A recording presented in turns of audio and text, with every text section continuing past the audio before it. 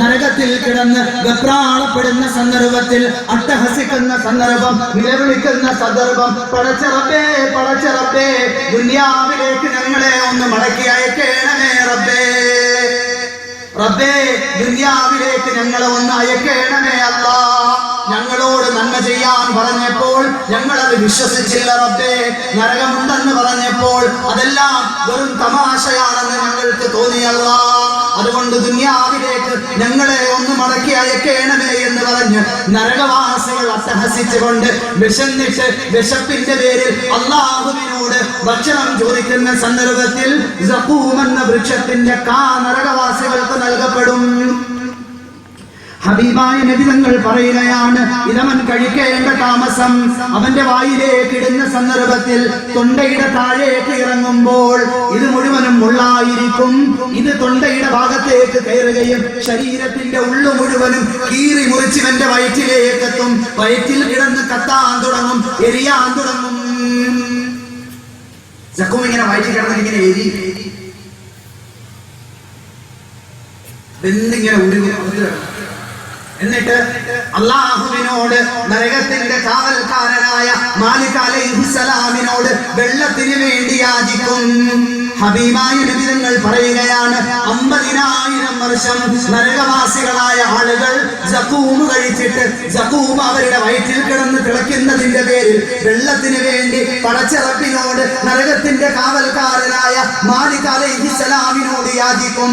സഹോദരാ സഹോദരി, നരകത്തെ പേടിക്കാതെ ജീവിക്കുന്ന മനുഷ്യ, ഈ ദുനിയാവിന്റെ ആഡംബരങ്ങളിൽ പെട്ടുപോയി അല്ലാഹുവിന്റെ നിയമങ്ങളെ ധിക്കരിക്കുന്ന മനുഷ്യ, പൊന്നു പെങ്ങളെ ഒന്നോർക്കണം. അല്ലാഹുവിന്റെ ഹബീബ് പറയുകയാണ്, 50,000 വർഷം വെള്ളത്തിന് വേണ്ടി യാചിക്കുന്ന നരകവാസികളെ മാലിക് അലൈഹിസ്സലാം നരകത്തിന്റെ ഏറ്റവും താഴത്തെ തട്ടിലേക്ക് കൊണ്ടുവരും. നരകത്തിന്റെ ഏറ്റവും താഴത്തെ തട്ടിലേക്ക് കൊണ്ടുവരും. നരകവാസികളായ മുഴുവൻ ആളുകളുടെയും പഴുപ്പും ചീഞ്ചലവും ഒക്കെ അടിഞ്ഞുകൂടിയ സ്ഥലം. അല്ലാഹുവിന്റെ ഹബീബ് പറയുകയാണ്, വല്ലാതെ തിളച്ചു മറിയുന്ന നരകവാസികളുടെ ചീഞ്ചലവും അവരുടെ പഴുപ്പുകളും അടിഞ്ഞുകൂടി കിടക്കുന്ന നരകത്തിന്റെ താഴെത്തട്ടിലേക്ക് നരകവാസികളെ കൊണ്ടുവരികയും ഇരുമ്പിന്റെ കോപ്പയിൽ ഈ വെള്ളം, ഈ പഴുപ്പ് അല്പം കോരിയിട്ട് നരകവാസികളുടെ കയ്യിലേക്ക് കൊടുക്കും. അല്ലാഹുവിന്റെ ഹബീബ് പൊട്ടിക്കരഞ്ഞുകൊണ്ട് സഹാബത്തിനോട് പറയുകയാണ്, സഹാബ, ആരെങ്കിലും നരകത്തിലേക്ക് പോയി കഴിഞ്ഞാൽ നരകത്തിന്റെ ഭക്ഷണമോ നരകത്തിന്റെ വെള്ളമോ കുടിക്കേണ്ട ഗതികേട് ആർക്കെങ്കിലും വന്നു കഴിഞ്ഞാൽ ഓർക്കണം സഹാബ, ഈ വെള്ളം ഇങ്ങനെ ഇരുമ്പിന്റെ കോപ്പയിലുള്ള വെള്ളം അവന്റെ മുഖത്തിന്റെ ഭാഗത്തേക്ക് അടിക്കേണ്ട താമസം, അവന്റെ മുഖത്തിന്റെ തൊലി മുഴുവൻ, അവന്റെ മാംസം മുഴുവനും വെന്തുരുകിയിട്ട് ഇരുമ്പിന്റെ കോപ്പയിലേക്ക് വീഴും. വെള്ളം ഇങ്ങനെ എടുത്തിട്ട് മുഖത്തിന്റെ ഭാഗത്തേക്ക് കൊണ്ടുവരുമ്പോൾ മുഖത്തെ മാംസവും തൊലിയും വെന്തുരുകി ഈ വെള്ളത്തിലേക്ക് വീഴും. അല്ലാഹുവിന്റെ ഹബീബ് പറയുകയാണ്, നരകവാസികൾ വേദന സഹിക്കാൻ പറ്റാതെ സഖൂം വയറ്റിൽ കിടന്ന് തിളയ്ക്കുന്നതിന്റെ പേരിൽ ഈ ബുദ്ധിമുട്ട് മുഴുവനും സഹിച്ചുകൊണ്ട് ഈ വെള്ളം അവന്റെ വായിലേക്ക് ഒഴിക്കും. വായിലേക്ക് ഒഴിക്കേണ്ട താമസം ഹബീബായ നബി തങ്ങൾ പറയുകയാണ്, അവന്റെ വാ മുതൽ, അവന്റെ തൊണ്ട മുതൽ, അവന്റെ അണ്ണാക്ക് മുതൽ ശരീരത്തിന്റെ ഉള്ളിലുള്ള ആന്തരികമായ മുഴുവൻ അവയവങ്ങളും വെന്തുരുകി അവന്റെ വൃട്ടഭാഗത്തുകൂടി പിൻഭാഗത്തുകൂടി വെളിയിലേക്ക് പോകും. ശരീരത്തിന്റെ ഉള്ളിലുള്ള മുഴുവൻ അവയവങ്ങളും വെന്തുരുകിയിട്ട് ശരീരത്തിന്റെ പിൻഭാഗത്തുകൂടി വലദ്വാരത്തിലൂടെ വെളിയിലേക്ക് പോകും. ഇത് പറഞ്ഞിട്ട് അല്ലാഹുവിന്റെ ഹബീബ് പൊട്ടിക്കരയുകയാണ്.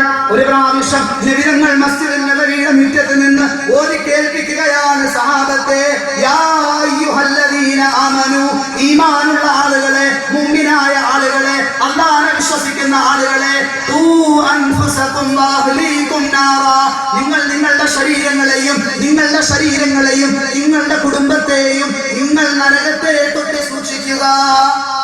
നരകം എത്ര പറഞ്ഞാലും നമ്മുടെ ഒന്നും മനസ്സിൽ കയറില്ല.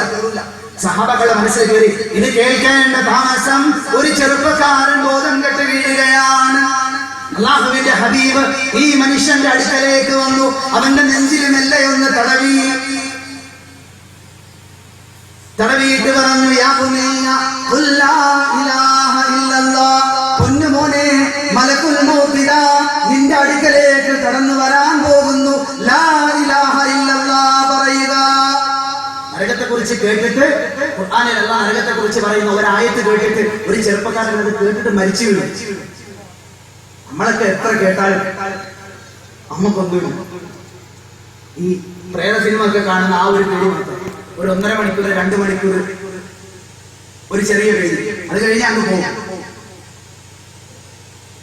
അല്ലെ. പണ്ടൊക്കെ ഈ പേടിപ്പിക്കുന്ന പിള്ളേരെയൊക്കെ പ്രേത സിനിമ ഒക്കെ കാണിക്കാൻ വേണ്ടി തിയേറ്ററിലും വീട്ടിലും ഒക്കെ ലൈറ്റൊക്കെ അടച്ചു കൊണ്ടുവന്ന് ഇരുത്തും. 2 മണിക്കൂർ ഇങ്ങനെ പേടിക്കും. 2 മണിക്കൂർ കഴിഞ്ഞാൽ പിന്നെ ഒന്നുമില്ല, ലൈറ്റ് ഇടുമ്പോ എല്ലാം തീരും. അതുപോലെ നരകത്തെ കുറിച്ച് നമ്മുടെ അടുത്ത് പറഞ്ഞ വാതിന്റെ സദസ്സിൽ ഇരിക്കുമ്പം പേടിക്കും. വാദം അങ്ങോട്ട് കഴിഞ്ഞ് സ്റ്റേജിന്റെ വെളിയിലിറങ്ങിയ തീർന്നു. ഇപ്പൊ പിന്നെ വാതിന്റെ സദസ്സിൽ ഇരുന്നാലും പേടിക്കില്ല, കാരണം കേട്ട് കേട്ട് കേട്ട് തഴമ്പിച്ച് എവിടെ വാത് വെച്ചാലും ഇരിക്കാനുള്ള ഒരു ദിവസം ഈ നരകമായിരിക്കും വിഷയം. അതുകൊണ്ട് കേട്ട് കേട്ട് കേട്ട് തഴമ്പിച്ചു നമുക്കൊന്നും പേടിയില്ല. പക്ഷെ സഹാബാക്കള് ചെറുപ്പക്കാരായ ആളുകൾ ഇത് കേട്ടിട്ട് മരിച്ചു വീണു നരകങ്ങളുടെ പള്ളിയുടെ മുന്നിൽ. ഇതാണ് നരകം. ഇനി ഒരു കാര്യം കൂടി പറയാം. നരകവാസികളായ ആളുകളെ നരകത്തിലേക്ക് വിടാൻ പോകുന്നതിന് തൊട്ടു മുമ്പ് ഇബ്ലീസ് ശൈത്താൻ അള്ളാഹുവിനോട് ചോദിക്കും, അള്ളാഹുവേ, ഈ ആളുകളെ മുഴുവനും ഞാനാണ് പഠിപ്പിച്ചത്, ഇവരെ മുഴുവനും ഞാനാണ് വഴിതെറ്റിച്ചത്, ഇവരൊക്കെ എന്റെ അനുയായികളാണ്, എന്റെ ആളുകളാ, ഒരു കുറച്ച് സമയം കൂടി എന്റെ അടുത്ത് എനിക്ക് തരണം, എനിക്ക് ഇവരോട് ഒരു 2 വാക്ക് കൂടി പറയാനുണ്ടെന്ന് പറയും. സൂറത്തുൽ ഇബ്രാഹിമിൽ അല്ലാഹു പറയുന്നു, വഖാല ശൈത്താനു ലമ്മാ ഖുദിയൽ അംർ, സ്വർഗ്ഗവാസികളെ സ്വർഗ്ഗത്തിലേക്കും നരകവാസികളെ നരകത്തിലേക്കും തീരുമാനിക്കപ്പെട്ടതിന് ശേഷം ഇബ്ലീസ് പിശാച് അല്ലാഹുവിനോട് പറയും, പടച്ച റബ്ബേ, ഒരു 2 സെക്കൻഡ് ഒരു 2 മിനിറ്റ് പ്രസംഗിക്കാൻ വാല് പറയാനുള്ള അവസരം എനിക്ക് തരണം റബ്ബേ. അവസരം കൊടുക്കും അല്ലാഹ്. ആദം നബി അലൈഹിസ്സലാം മുതൽ ഖിയാമത്ത് നാൾ വരെ വരുന്ന നരകവാസികളെ മൊത്തം ഇങ്ങനെ ഒരുമിച്ച് വിട്ടു. ഇതുപോലൊന്നും ആയിരിക്കത്തില്ല, ഒത്തിരി കാണും. അള്ളാഹ് പറഞ്ഞത് അധികം ആളുകൾ നരകത്തിലാണെന്ന് അള്ളാഹ് പറഞ്ഞത്. സ്വർഗ്ഗത്തിൽ പോകുന്നതിന്റെ ഒക്കെ എത്രയോ ഇരട്ടി കാണും. അവിടെയൊക്കെ ഒരു പിരിവ് നടത്തി കഴിഞ്ഞാൽ 10,000 പള്ളി നടക്കാം. അത്രയും വലിയ വാദം നടക്കും ശൈത്താൻ. ശൈത്താൻ ഇങ്ങനെ വിളിച്ചു കൂട്ടിയിട്ട് എഴുന്നേറ്റിരിക്കും. എഴുന്നേറ്റ് നിന്നിട്ട് പറയും, ഇന്നല്ലാഹ വഅദകും വഅദൽ ഹഖ്, അല്ലാഹു നിങ്ങളോട് ചില കാര്യങ്ങൾ പറഞ്ഞില്ലായിരുന്നോ? അല്ലാഹുവിന്റെ റസൂൽ ചില കാര്യങ്ങൾ നിങ്ങളെ ഉണർത്തിയില്ലായിരുന്നോ? നമസ്കരിക്കണമെന്ന് നിങ്ങളോട് പറഞ്ഞില്ലേ? പടച്ചവന് വഴിപ്പെടണമെന്ന് നിങ്ങളോട് പറഞ്ഞില്ലേ? നോമ്പ് പിടിക്കണമെന്ന് പറഞ്ഞില്ലേ? സകാത്ത് കൊടുക്കണമെന്ന് പറഞ്ഞില്ലേ?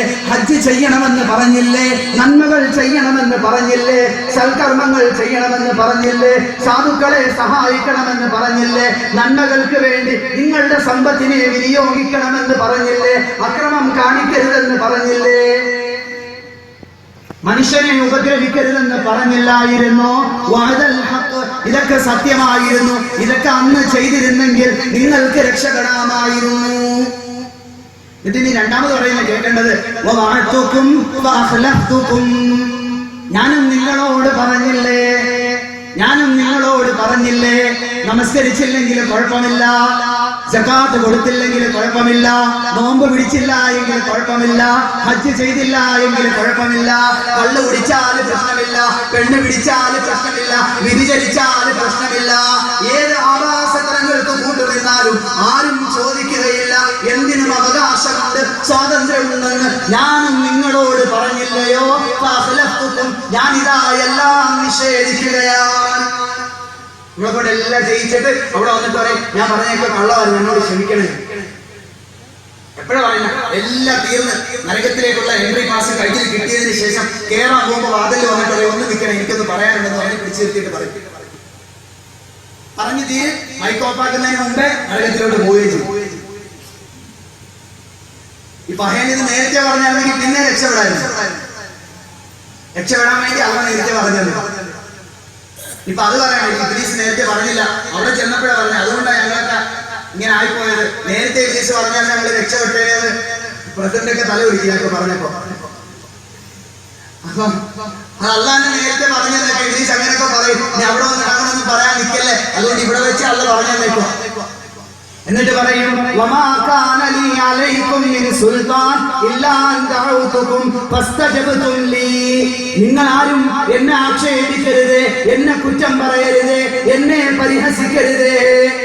ഞാൻ നിങ്ങളെ നിർബന്ധിച്ചിട്ടില്ല. പള്ളിയിലേക്ക് പോയ നിങ്ങളുടെ കൈക്ക് ഞാൻ ഇതേവരെ കയറി പിടിച്ചിട്ടില്ല. അള്ളാനെ പേടിച്ച് ജീവിച്ച നിങ്ങളുടെ അണ്ണാക്കിലേക്ക് ഞാൻ ഇതേവരെ മദ്യം തിരികെ ഒഴിച്ചിട്ടില്ല. പർദ്ദ ധരിച്ച നിങ്ങളെ ആരെയും ഞാൻ പിടിച്ചു നിർത്തി നിങ്ങളുടെ പർദ്ദ ഊരി മാറ്റിയിട്ടില്ല. നിങ്ങളുടെ ആരുടെയും ഹിജാബ് ഞാൻ വലിച്ചു കീറിയിട്ടില്ല. ഇല്ല, ഞാനിങ്ങനെ മനസ്സിൽ വന്ന് ചെറുതായിട്ടൊന്ന് തോന്നിപ്പിച്ച് തന്നേ ഉള്ളൂ. പള്ളിക്ക് വേണ്ടി സംഭാവന കൊടുക്കാൻ പോയപ്പോൾ നിങ്ങളുടെ പോക്കറ്റിൽ ഞാൻ കയറി പിടിച്ചില്ല, കയ്യിൽ ഞാൻ കയറി പിടിച്ചില്ല, പേഴ്സിൽ ഞാൻ കയറി പിടിച്ചില്ല. പിന്നെ മനസ്സിൽ തോന്നിപ്പിച്ചേ ഉള്ളൂ. ഇപ്പൊ 10 രൂപ കൊടുത്താലും മതി, വേറെ ആരെങ്കിലും ഒക്കെ ചെയ്തോളൂ ഞാൻ മനസ്സിൽ തോന്നിപ്പിച്ചല്ലേ ഉള്ളൂ. അല്ലാതെ ഞാൻ പിടിച്ചോ 2000 രൂപ കൊടുക്കാൻ പോയപ്പോ കയ്യിൽ കയറി പിടിച്ചിട്ട് അത് പിടിച്ച് നിന്റെ പേഴ്സിൽ തന്നെ ഞാൻ തിരിച്ചു വെച്ചോ വിളിച്ച് ചോദിക്കും. ചെയ്തോ? അങ്ങനെ ഇതിന് സാറേ ചെയ്തിട്ടില്ല. നമ്മൾ ആരെങ്കിലും 2000 രൂപ 10,000 രൂപ സംഭാവന കൊടുക്കാൻ വേണ്ടി എഴുന്നേക്കാൻ അങ്ങോട്ട് പോയപ്പോൾ ഇംഗ്ലീഷ് പിടിച്ച് താഴെ ഇരുത്തിയത് ഇല്ല. മനസ്സിൽ ഇങ്ങനെ തോന്നിച്ചു, എന്തിനാ വെറുതെ പറയാൻ നിൽക്കുന്നത്? ഇനിയിപ്പോ പിരിച്ചാലും പകുതി പൈസ അമ്മമാര് കൊണ്ടുപോയി വീട്ടിലേക്ക് വല്ല ഫർണിച്ചറോ അതോ ഇതൊക്കെ മേടിക്കത്തുള്ളു. അതുകൊണ്ട് കൊടുക്കുകയൊന്നും വേണ്ട, വേണമെങ്കിൽ അവര് ചെയ്യട്ടെ. എന്തായാലും നമ്മള് പള്ളിയിൽ പോകുന്നില്ല, വെള്ളിയാഴ്ച മാത്രമേ ആകെ പള്ളിയിൽ പോകുന്നുള്ളൂ. അത് ജോലിക്കൊക്കെ പോകുന്നുണ്ട്. വല്ല പെരുന്നാളിനൊക്കെ ലീവുള്ള വെള്ളിയാഴ്ച വല്ല ഹർത്താൽ വല്ലതും വന്നാൽ ഈ പള്ളിയിൽ പോകാറുണ്ട്. നമ്മള് വേറെ പള്ളിയിലാവുന്നത്, വെറുതെ എന്തിനാ പൈസ കൊടുക്കാൻ പോകുന്നത്? ഇങ്ങനെയൊക്കെ ഞാൻ നിങ്ങളുടെ മനസ്സിൽ വന്ന് തോന്നിപ്പിച്ചു തന്നെയല്ലേ ഉള്ളൂ. അല്ലാതെ ഞാൻ നിങ്ങളെ പിടിച്ചു നിർത്തിയിട്ട് നിങ്ങൾ കൊടുക്കാൻ പോയ പൈസ, നിങ്ങൾ ബക്കറ്റിലിട്ട പൈസ ഞാൻ ബക്കറ്റിന്റെ അടുത്ത് നിങ്ങളുടെ പോക്കറ്റിൽ തിരിച്ചു വെച്ചാന്നോ ഇംഗ്ലീഷ് ചോദിക്കും.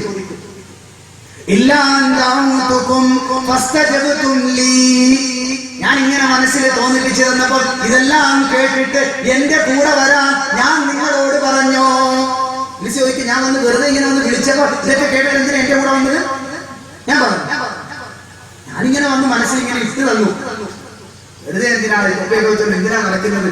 എന്തിനാ പള്ളിക്കൊക്കെ പൈസ കൊടുക്കുന്നത്? ആ പൈസക്ക് ഒരു LED TV ഒന്നും മേടിച്ച് വീട്ടിൽ വെച്ച് കഴിഞ്ഞാൽ IPL ഒക്കെ നല്ലോണം ഇരുന്ന് കാണാം. വെറുതെ എന്തിനാ പൈസ കൊടുക്കുന്നത്?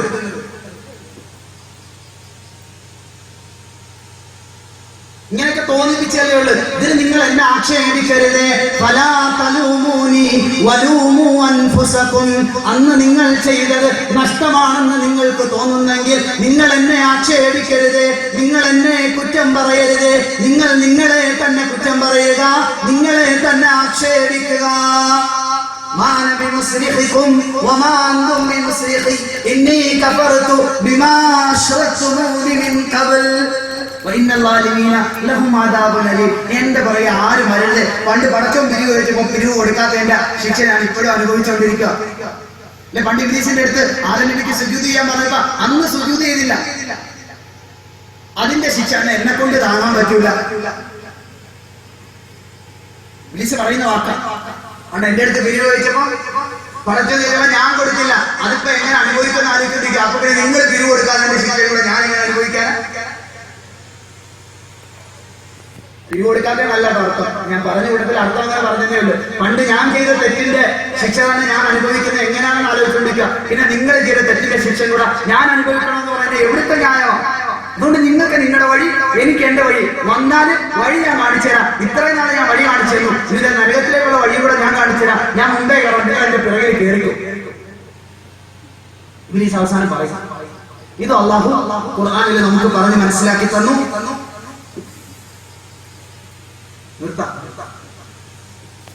ഖുർആനിൽ ഇത് അല്ലാഹു സുബ്ഹാനഹു വ തആല നമുക്ക് പറഞ്ഞ് മനസ്സിലാക്കി തന്നു. അതുകൊണ്ട് മരണത്തിൽ നിന്ന് രക്ഷപ്പെടാൻ ആരെ കൊണ്ടും സാധിക്കുകയില്ല. എങ്ങനെ നോക്കിയാലും രക്ഷപ്പെടാൻ പറ്റുകയില്ല. ഖബറിലേക്ക് ചെന്നു കഴിഞ്ഞാൽ ഖബറിന്റെ അവസ്ഥകൾ, മഹ്ശറിലെ അവസ്ഥകൾ വിശാലമായി